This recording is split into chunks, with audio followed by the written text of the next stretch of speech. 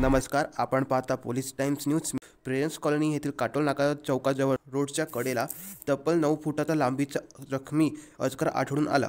या अचानक दिसलेल्या प्रचंड सापामुळे परिसरात एकच खळबळ उडाली आणि नागरिक घाबरून जमा होऊ लागले। माहिती मिळताच नागपुरातील प्रसिद्ध wild animal and nature helping सोसायटीचे अध्यक्ष शुभम जी.आर. आपल्या टीमसह घटनास्थळी धाव घेतली।